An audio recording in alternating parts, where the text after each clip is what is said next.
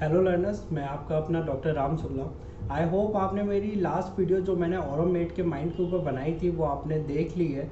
आज हम उस ऑरोमेट के माइंड को ही आगे और जानेंगे कि उसके अंदर हमें और क्या क्या चीज़ देखने को मिलती है। आप कैसे पहचान सकते हैं कि आपके पास आने वाला पेशेंट एक ऑरोमेट का ही है। उसी वीडियो को आगे कंटिन्यू करके हम आगे की बात करते हैं। ऑरोमेट के पहले पार्ट में हमने 3 पॉइंट के बारे में जाना था। पहला, उसका जो हार्ट होता है वो बहुत ज़्यादा सेंसिटिव होता है। दूसरा, वो बहुत आइसोलेट रहता है चीज़ों से, हर चीज़ से बहुत ज़्यादा आइसोलेट हो जाता है। तीसरी चीज़, वो उसका रिलेशनशिप कैसे रहते हैं। और चौथा पॉइंट था उसका ड्राइविंग मैन, मतलब वो कैसे परेशान रहता है वो आदमी। तो हमने ये 3 पॉइंट के बारे में पहली वीडियोज़ में बात कर ली है। आज हम इसके आगे के पॉइंटों के बारे में बात करेंगे। चौथा पॉइंट जो हमें ऑरम में देखने को मिलता है वो है उसका एंगर। ऑरोमेट के अंदर बहुत ज़्यादा एंगर पाया जाता है, लेकिन वो कभी भी अपने एंगर को किसी को दिखाता नहीं है। और उसके अंदर एंगर जो पाया जाता है उसका रीज़न यही होता है कि उसके बचपन में जो भी उसके साथ घटित होता है, जो कि वो अपने माँ बाप को कभी भी सेटिस्फाई नहीं कर पाया था अपने काम की वजह से, उसी वजह से उसके अंदर बहुत ज़्यादा एंगर देखने को मिलता है। लेकिन ऑरोमेट अपने एंगर को हमेशा कंट्रोल करके रखता है। वो कभी भी अपना टेम्पर लूज नहीं होने देता है। ऑरोमेट को ऐसे लोगों में गिना जाता है जो कभी भी पलट कर जवाब नहीं देते, मतलब हालांकि तुरंत तो जवाब नहीं देते हैं, वो एक हद तक चीज़ें सहते रहते हैं। लेकिन ऑरोमेट के सहने की जो क्षमता होती है उसकी एक सीमा होती है, और वो सीमा यही होती है कि जब तक उसे कभी भी चीज़ों के लिए ताना ना दिया जाए तब तक वो चीज़ों को सहन करता रहता है। लेकिन जब वो ताना देना उसको शुरू हो जाता है और वो एक क्षमता से ज़्यादा हो जाता है उसका, वो उसे सुनते सुनते, उन तानों को सुनते सुनते, तो वो उसका एंगर फूट पड़ता है, जो कि बहुत पावरफुल होता है। वो बहुत ज़्यादा गुस्से वाला हो जाता है, यहाँ तक कि सामने वाले को वो पीट भी सकता है। अब ऐसा तो नहीं है कि यदि ऑरम को गुस्सा आ रहा है तो जितने भी ऑरम होंगे वो सभी गुस्से वाले होते हैं, नहीं, ऐसा नहीं होता है। आप यहाँ पे ऑरम की 2 कैटेगरी देख सकते हैं। एक ऑरम वो होते हैं कि बचपन में दोनों ही ऑरम अपने माता पिता की वजह से परेशान रहते हैं। लेकिन जो पहला ऑरम है हम जिसकी बात कर रहे हैं, वो ऐसा होता है कि वो अपने माता पिता को छोड़ देता है, या जिस समाज की वजह से वो परेशान होता है वो उस समाज को छोड़ देता है। और ऐसे जो ऑरम होते हैं उनके सबकॉन्शियस माइंड में वो जो उनके साथ जो घटना, जो इंसिडेंट हुआ था, वो उनके सबकॉन्शियस माइंड में रह जाता है। और जब कभी भी कोई भी उनको ताना देता है किसी भी चीज़ के लिए तो उनका गुस्सा फूट पड़ता है, जिसके बारे में अभी हम जान चुके हैं। एक दूसरा ऑरम होता है, वो ऐसा ऑरम होता है कि वो अपने माइंड को समझता है, वो गुस्सा करना नहीं चाहता है, तो इसके लिए वो साइकोलॉजिस्ट से मिलता है, अपनी दिक्कत उन्हें बताता है ताकि वो एक चीज़ से निजात पा सके और कभी भी अपने और हमेशा अपने गुस्से पर वो काबू रख सके। तो ऑरम भी आपको 2 तरीके से देखने को मिल जाते हैं। एक वो ऑरम होते हैं जिनमें आपको गुस्सा देखने को मिल सकता है, और एक वो ऑरम होते हैं जो अपने पास को बिल्कुल भी भुला चुके होते हैं। किसी साइकोलॉजिस्ट की मदद से या किसी डॉक्टर की मदद से वो अपने पास को बिल्कुल ही बहुत ख़त्म कर देते हैं, या अपने लिए उस पास को बहुत ज़्यादा नॉर्मल कर लेते हैं, जिसकी वजह से उनकी जो लाइफ होती है वो थोड़ा नॉर्मल हो जाती है। पांचवा पॉइंट जो हमें ऑरम के अंदर देखने को मिलता है वो है ब्लैकनेस, यानी एक अंधेरापन। ऑरम की ज़िंदगी में बहुत ज़्यादा अंधेरा देखने को मिलता है, और ये जो मेरा अंधेरा कहने का सेंस है वो उसके कलर को लेकर नहीं है। अंधेरे का मतलब है कि वो जो मेंटल लेवल पे जिस हिसाब से वो एक डिप्रेशन में होता है, वो इतना ज़्यादा डिप्रेस होता है कि वो उसकी सोचने समझने की शक्ति थोड़ी कम होती है, लेकिन औरों के मुकाबले कम होती है, क्योंकि वो हमेशा डिप्रेस ही रहता है दूसरों को खुश करने के लिए। जब भी एक औरम अपने डिप्रेशन में होता है वो हमेशा होपलेस रहता है, और जो भी पास में घटित हुआ है उसके लिए अपने आप को ही दोषी मानता है, और हमेशा अपने आप को इस चीज़ के लिए कोसता रहता है, और औरों से अलग हो जाता है, अकेला रहना ज़्यादा पसंद करता है, दूसरों को ये दिखाता है कि वो बहुत ज़्यादा इंडिपेंडेंट है। और हम अपने डिप्रेशन को दबाते हुए बिना रोए चुपचाप अपने काम को करता रहता है, वो जो भी काम कर रहा होता है। और ऐसा तब तक चलता है जब तक या तो औरम को कोई उसका ऐसा पार्टनर नहीं मिल जाए कि उसे ऐसा लगने लगे कि वो उसकी बहुत ज़्यादा केयर कर रहा है, जिसके सामने औरम धीरे धीरे खुलने लगता है, जो हमने उससे रिलेशनशिप पार्ट में पढ़ा भी था। और तब तक औरम हमेशा अपने डिप्रेशन में ही रहता है। लेकिन अब हमने रिलेशनशिप में ये भी पढ़ा था कि जब उसको केयरिंग पार्टनर मिल जाता है और यदि जब वो उसको छोड़ के चला जाता है तो औरम का जो डिप्रेशन होता है वो और ही ज़्यादा डीप हो जाता है। तब तो फिर जो उसका जो डिप्रेशन वाली कंडीशन होती है वो या तो वो पागल हो जाता है या फिर वो सुसाइड कर लेता है। दो ही केस आपको देखने को मिलते हैं औरम के एंड फेज में होता है। और ये केस तभी होता है जब औरम को कोई एक अच्छा पार्टनर मिल जाता है और वो पार्टनर चला जाए, या तो उसे छोड़ के चला जाए या उसकी डेथ हो जाए। औरम अपने सुसाइड के लिए ऐसी चीज़ें सोचता है जो बहुत ज़्यादा वायलेंट हो सकती है, जैसे कि किसी इमारत की ऊंची खिड़की से कूद जाना, या फिर अपनी चलती गाड़ी को तेज करके किसी दीवार में भिड़ा देना। वो उसके माइंड में जो सुसाइडल थॉट आते हैं वो ऐसे ही आते हैं, ऐसे नहीं आते हैं कि वो रस्सी का फंदा बांध के लटक गया और वो मर गया। ऐसे थॉट उसमें नहीं आते हैं। उससे थॉट और उनके जो भी थॉट होते हैं वो थोड़े वायलेंट होते हैं। और इन्हीं थॉट को कैंट ने अपनी लिबर्टी के अंदर भी बताया है। जैसे कि एक है कैंट की लिबर्टी के माइंड चैप्टर के अंदर यदि हम देखेंगे तो एक रूब्रिक आता है जंपिंग रूब्रिक के अंदर सब रूब्रिक आता है जिसको जो है height from a impulsive to jump, और एक जंपिंग के अंदर आता है विंडो फ्रॉम। तो एक रूब्रिक तो हो गया जंपिंग। दूसरा रूब्रिक जो हमें कैंट लिबर्टी के माइंड चैप्टर के अंदर देखने को मिलता है वो है सुसाइड। पहला है पेन्स फ्रॉम, बहुत ज़्यादा मतलब दर्द से वो सुसाइड करना चाहता है, इसमें भी आपको औरम देखने को मिलती है। या फिर थॉट, उससे सुसाइडल थॉट होते हैं, औरम के होते ही हैं, ये भी हमें औरम यहाँ पे देखने को मिलती है। और तीसरा पॉइंट आता है throwing himself from a height, एक ऊंची हाइट से अपने आप को फेंक देना। ये भी हमें कैंट लिबर्टी के अंदर माइंड चैप्टर के अंदर देखने को मिलता है सुसाइड रूब्रिक के अंदर। जब औरम को अपनी ज़िंदगी में बहुत ज़्यादा पेन महसूस होता है तो उसके माइंड में सिर्फ एक ही थॉट आता है कि इस पेन को सहन करने से अच्छा है कि वो मर जाए। और इसलिए औरम के अंदर आपको सुसाइडल थॉट बहुत ज़्यादा देखने को मिलता है। और देखने को ही नहीं, आपको ये भी मिलेगा एंड ऑफ द केस कि वो पेशेंट सुसाइड कर भी लेता है। और लेकिन आप पेशेंट तो तभी ठीक कर सकते हैं जब पेशेंट आपके पास सुसाइड करने से पहले आए। सुसाइड के बाद तो आप ठीक नहीं कर सकते उसे।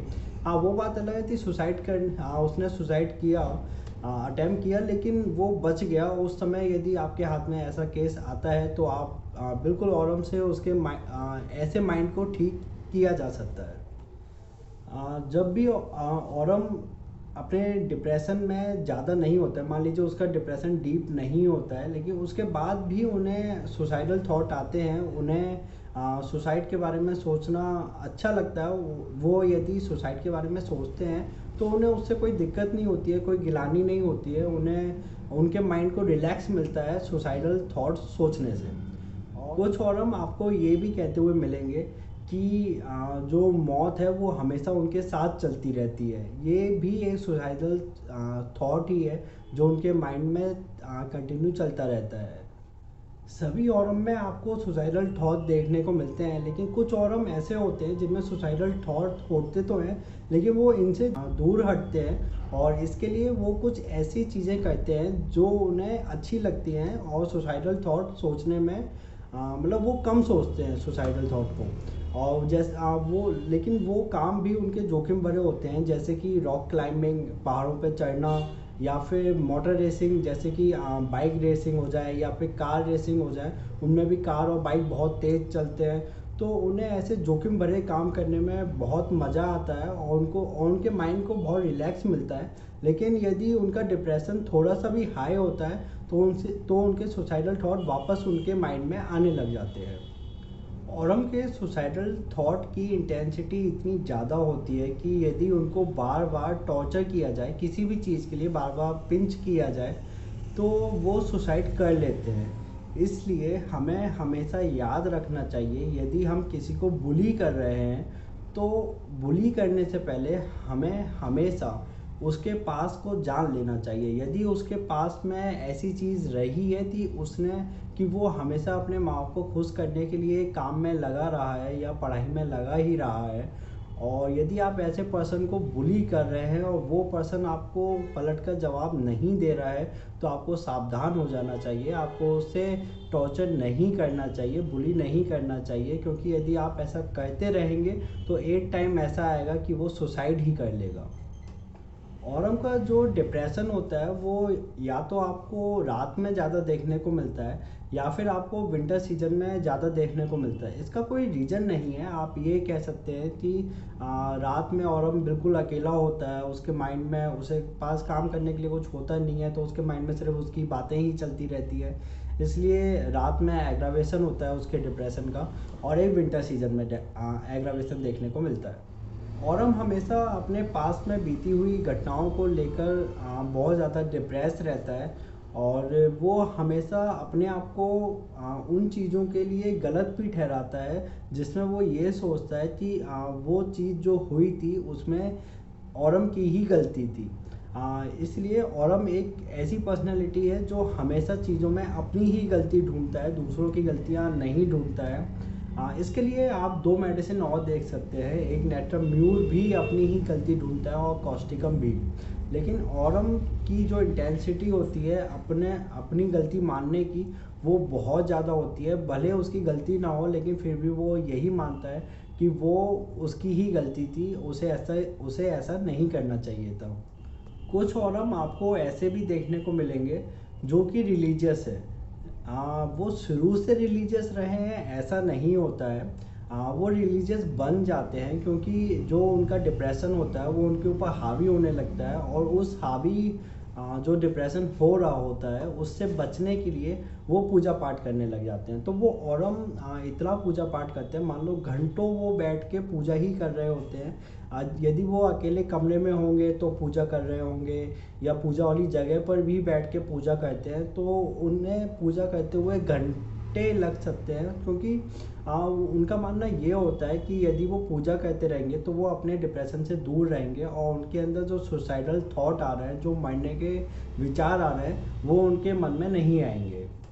कुछ औरम के डिप्रेशन की शुरुआती अवस्था में ऐसा भी देखने को मिला है कि वो अपनी छोटी छोटी चीज़ों के लिए बहुत ज़्यादा वरी हो जाते हैं। कि यदि छोटा सा भी काम है, मान लीजिए कोई भी काम उन्हें करना है, एक्चुअली उन्हें जो भी काम करना है वो किसी और की खुशी के लिए ही करना है। तो जो शुरुआती अवस्था होती है उनके डिप्रेशन की, मान लीजिए कि उनको पानी ही भर के देना है, अपने माता पिता को पानी भर के देना है, तो वो उस पानी भरने को लेके बहुत ज़्यादा वरी हो जाता है। तो वो छोटी छोटी चीज़ों को बहुत बड़ा समझने लगता है, और उसका जो डिप्रेशन होता है वो एक चिंता के रूप में आप देख सकते हैं कुछ औरम के अंदर। आई होप अब आप अच्छे से समझ चुके हैं कि एक औरम मेट के अंदर आपको क्या क्या देखना है, जिससे आप पता लगा सकें कि ये एक औरम मेट है। औरम मेट के अंदर सबसे पहली चीज़ हमने जो पढ़ी थी वो है उसका द सेंसिटिव हार्ट। वो बहुत ज़्यादा सेंसिटिव पर्सन होता है और हमेशा दूसरों की खुशी के लिए ही काम करता है। जब वो बच्चा होता है तो अपने माँ बाप की खुशी के लिए काम करता है, या जिसके साथ भी रहता है उस केयर टेकर की खुशी के लिए काम करता है। जब वो बड़ा हो जाता है तो वो भी एक पिता बनता है, रिलेशनशिप में आता है, और उसके बाद फिर वो अपने बच्चे की खुशी के लिए काम करता है। वो चाहता है कि उसका बच्चा भी वैसे ही मेहनती बने जैसा वो रहा है, अपने माँ बाप को हमेशा खुश करता रहा है बचपन में, ऐसा ही उसका बेटा बने तो अपने बेटे के ऊपर एक बर्डन भी बनने लग जाता है। दूसरा पॉइंट जो हमने औरम के अंदर देखा था वो है आइसोलेशन। कि औरम सारी दुनिया से अलग हो जाता है क्योंकि वो अपने डिप्रेशन को किसी के साथ भी शेयर करना नहीं चाहता है। तीसरा पॉइंट हमने उसमें रिलेशनशिप पढ़ा था। उसका रिलेशनशिप जो होता है वो पहले तो किसी से रिलेशनशिप बना नहीं पाता है बहुत जल्दी, क्योंकि वो बहुत जल्दी किसी के सामने खुल नहीं पाता है। लेकिन जब भी उसको एक अच्छा केयरिंग पार्टनर मिलता है वो धीरे धीरे उसके सामने खुलना शुरू हो जाता है, उसकी लाइफ बहुत अच्छी हो जाती है। लेकिन जब भी उसके केयरिंग पार्टनर उसे छोड़ के चला जाता है, या उसकी डेथ हो जाती है, या उसके बच्चे की डेथ हो जाती है, तो जो औरम होता है वो एक डीप डिप्रेशन के अंदर चला जाता है। तीसरा पॉइंट हमने उसमें पढ़ा था द ड्राइवन मैन। जिसके अंदर हमने ये जाना था कि एक औरम कैसे ऐसे परेशान रह सकता है। चौथा पॉइंट है उसका एंगर थी, एक औरम अपने एंगर को बहुत ज़्यादा कंट्रोल करके रखता है जब तक उसकी सीमा को लांघा नहीं जाए, और सीमा उसकी यही होती है कि बार बार उसको किसी भी चीज़ के लिए पिंच नहीं किया जाए। यदि पिंच किया जाता है तो उसका डिप्रेशन वापस से आ जाता है और वो बहुत ज़्यादा गुस्सा हो जाता है, सामने वाले को पीट भी सकता है। और पांच और आखिरी चीज़ जो हमने औरब के अंदर देखी थी वो है डार्कनेस। औरब के अंदर बहुत ज़्यादा एक अंधेरापन देखने को मिलता है। Thank you. आई होप आपको ये वीडियो पसंद आई होगी। आप औरम मेट के बारे में अच्छे से जान गए होंगे कि औरम मेट के अंदर आपको क्या क्या देखने को मिलता है। यदि अभी भी कोई चीज़ छूट गई हो तो आप नीचे कमेंट कर सकते हैं, या मैंने आपको जो भी चीज़ बताई हो उसमें कोई कन्फ्यूजन हो तो आप नीचे कमेंट करके पूछ सकते हैं। बाकी मैं माइंड के ऊपर ऐसी वीडियोस लाता ही रहूँगा ताकि आप ज़्यादातर होम्योपैथी मेडिसिन के माइंड को अच्छे से जान सकें। Thank you.